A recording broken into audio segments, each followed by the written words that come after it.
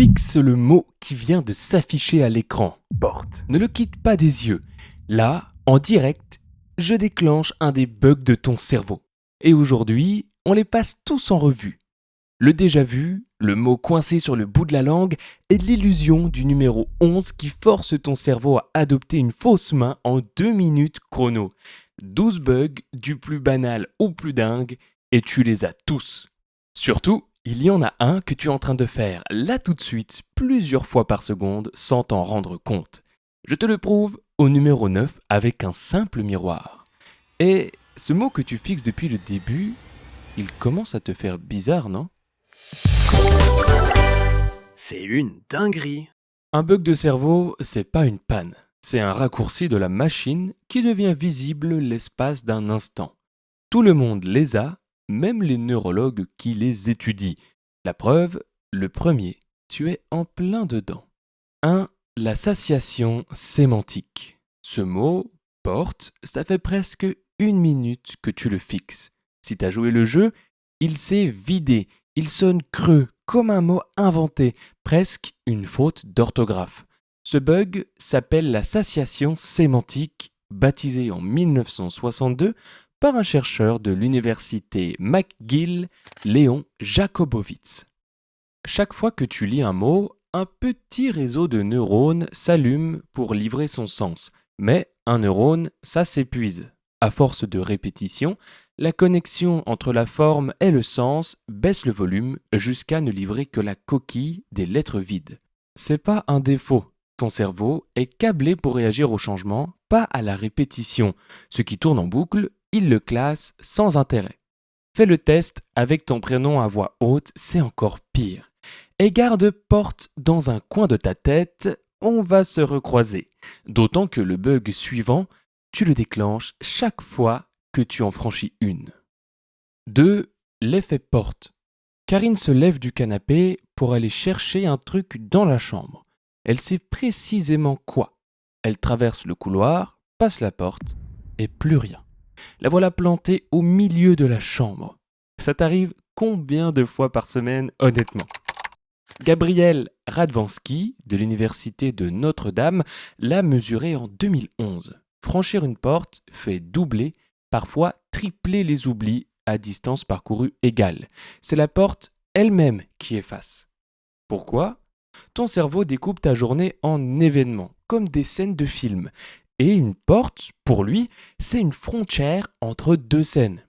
Quand tu l'as franchie, il archive la scène en cours pour ouvrir la suivante et ton intention part aux archives avec.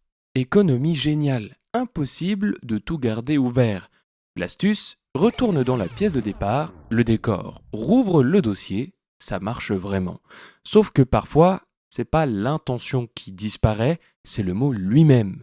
Il est là, tu le sens, il te nargue. 3. Le mot sur le bout de la langue. L'acteur, là, tu vois parfaitement son visage, son nom commence par un G ou un J, 2 syllabes et rien ne sort. Perso, ça me le fait 1 fois par semaine. 2 chercheurs de Harvard, Roger Brown et David McNeil, ont baptisé ce supplice en 1966 l'état du mot sur le bout de la langue. Leur découverte la plus folle, t'as pas perdu le mot. Leurs participants devinaient la première lettre et le nombre de syllabes bien plus souvent que le hasard. Le sens et la sonorité vivent sur 2 circuits séparés de ton lobe temporal et parfois le pont entre les deux lâche à moitié, la fiche arrive déchirée.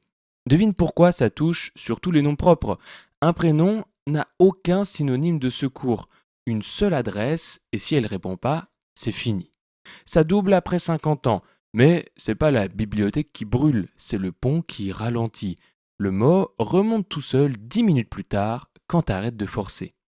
Ces bugs-là, au moins tu les remarques. Le prochain t'efface des kilomètres entiers de ta vie et tu t'en aperçois à l'arrivée. 4. L'autoroute hypnotique. Fabrice rentre de vacances par l'autoroute. Arrivé au péage, une pensée le glace. Il n'a aucun souvenir des 40 derniers kilomètres. Aucun. Qui conduisait ? Réponse, lui. Enfin, une partie de lui. Ce bug s'appelle l'hypnose de la route, décrite par les médecins dès les années 20.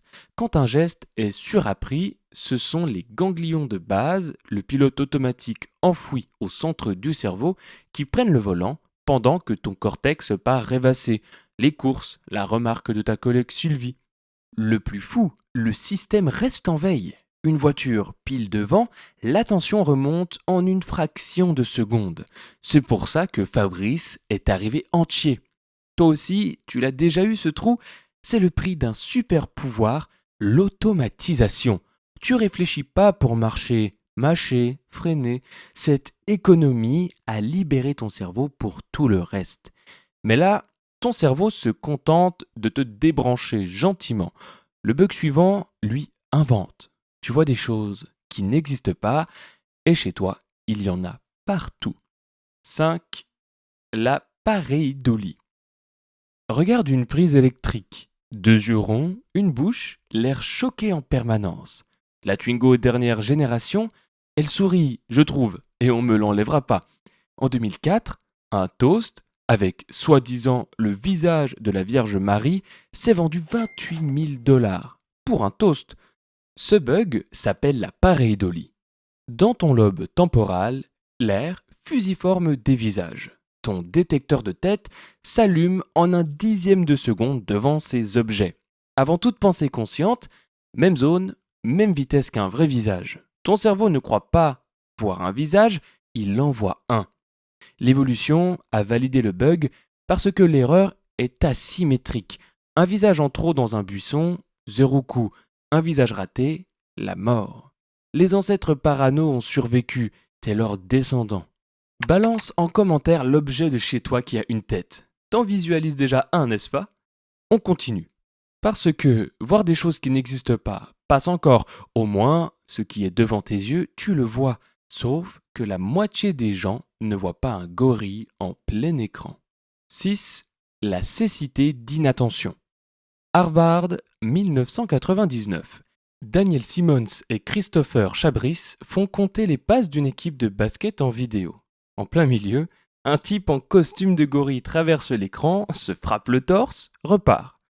Environ une personne sur deux ne le voit pas. Pas à peine, pas du tout. Toi, tu l'aurais vu? En 2013, on a glissé un gorille dans des scanners de poumons. 20 radiologues sur 24 sont passés à côté, alors que le suivi de leurs yeux prouvait qu'ils avaient regardé pile dessus. Ton attention n'est pas une caméra, c'est un projecteur. Ce qui sort du faisceau atteint ta rétine, mais n'est jamais encodé. Tu regardes sans voir. Et ce bug coûte cher. Le fameux «je l'avais pas vu» du conducteur qui coupe la route à un motard, c'est souvent ça. Son projecteur cherchait des voitures. On est à la moitié de la liste et jusqu'ici, ton cerveau efface ou invente. Les 6 prochains, il se met à te mentir sur toi-même, à commencer par le bug le plus célèbre du monde. 7. Le déjà vu. T'es dans cet endroit où t'as jamais mis les pieds et d'un coup, la certitude absolue. J'ai déjà vécu cette scène. 2 secondes plus tard, c'est parti. 2 personnes sur 3 connaissent ça, surtout entre 15 et 25 ans. Toi, ça te le fait encore? Anne Clearly, de l'Université d'État du Colorado, le déclenche sur commande. En réalité virtuelle, elle monte un jardin, puis, plus tard, une chambre agencée exactement pareille. Mêmes emplacements, habillage différent. Déjà vu quasi garanti sans que personne fasse le lien. Dans ton lobe temporal, le détecteur de familiarité, le cortex rhinal, est la bibliothèque des souvenirs. L'hippocampe travaille en duo. Là, le détecteur hurle «Je connais». La bibliothèque répond «Aucun dossier». Le déjà vu, c'est leur dispute vécue en direct. Et avant que je te le dise, devine. Bon ou mauvais signe? Bon signe. C'est ton système de vérification qui marche. Ton cerveau détecte sa propre fausse alerte au lieu d'y croire. Franchement, je trouve ça magnifique. Mais un détecteur qui crie trop fort peut aussi tomber en panne sèche. Et ça, c'est 100 fois plus perturbant. Souviens-toi du mot porte. 8. Le jamais vu. L'inverse exact. T'es dans ton salon avec tes meubles et pendant 3 secondes, tout te semble étranger, la maison de quelqu'un d'autre. Ou tu écris un mot banal, chien, et tu te figes. C'est vraiment comme ça que ça s'écrit.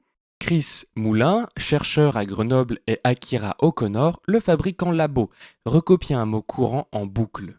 Au bout d'une minute, environ 70% des participants lâchent le stylo, le mot leur paraît faux. Ça leur a valu le prix LG Nobel 2023, celui des recherches qui font rire, puis réfléchir. Tu l'as reconnu? C'est le grand frère du bug du début. L'association attaquait le sens du mot porte. Le jamais vu attaque la familiarité du monde entier. Le détecteur débranche une seconde alors que ta mémoire sait parfaitement où tu es. Bref, et occasionnel, c'est un hockey normal du système. Et maintenant, le moment que je t'ai promis. Le bug que tu fais depuis le début de cette vidéo plusieurs fois par seconde, va falloir un miroir. 9. Le chronostatis. Tu jettes un œil à une montre à aiguille et la première seconde s'éternise, t'as cru la montre arrêtée.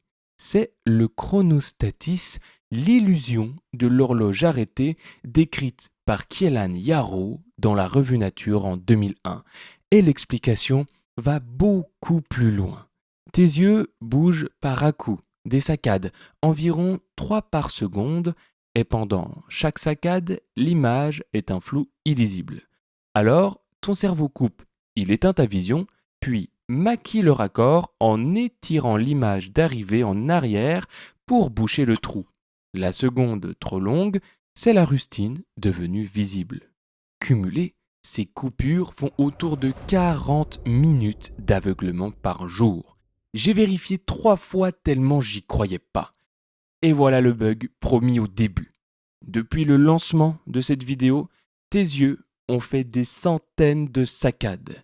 À chaque fois, coupure et maquillage. T'as vu aucune coupe.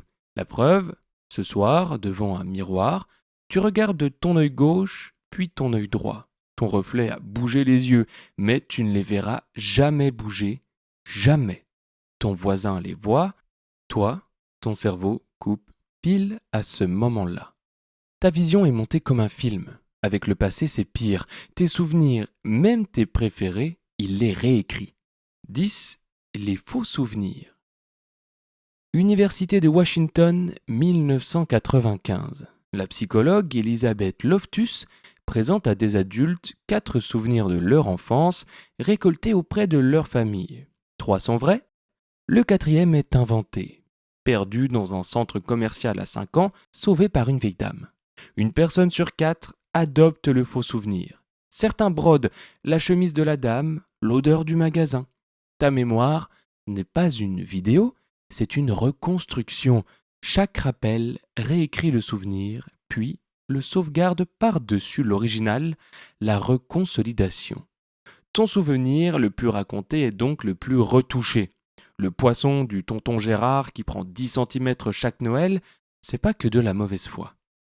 En collectif, ça donne l'effet Mandela. Des millions de gens jurent que Dark Vador dit « Luke, je suis ton père ». La vraie réplique c'est « Non, je suis ton père ». Ta version n'existe dans aucun film. Si l'évolution a gardé un système aussi peu fiable, c'est que ta mémoire ne sert pas à archiver le passé, mais à simuler l'avenir. Pour imaginer, il faut recombiner. Les faux souvenirs sont le prix de ton imagination. Ton souvenir d'enfance préféré là, t'es encore sûr de lui? Plus que 2. Et le prochain, c'est celui du gant de vaisselle. Le bug qui pirate ton propre corps sur la table de cuisine. 11. La main en caoutchouc. Pittsburgh, 1998. Matthew Bodvinik et Jonathan Cohen cachent la main gauche de volontaires derrière un panneau et posent une main en caoutchouc devant eux. 2 pinceaux caressent en parfaite synchro la vraie main et la fausse. En 2 minutes, le cerveau bascule. La fausse main devient la leur. Un chercheur brandit un marteau au-dessus du caoutchouc. Les gens crient et retirent leur vraie main. Poussée de stress mesurée au capteur, paru dans la revue Nature. Le vertige, c'est ce que ça révèle. Habiter ton corps, c'est un calcul en temps réel de ton cortex pariétal qui fusionne vision et toucher. Quand les deux racontent la même histoire, la vision l'emporte, même sur du plastique. Je l'ai testé un dimanche avec un gant de vaisselle rembourré. Je savais ce qui allait se passer et j'ai quand même eu un frisson en voyant la fourchette approcher. Essaye. Il te faut un complice et 2 pinceaux. Et tu lui dois beaucoup à ce bug. C'est lui qui incorpore les outils. Ta voiture, dont tu sens les dimensions au créneau, la raquette devenue ton bras.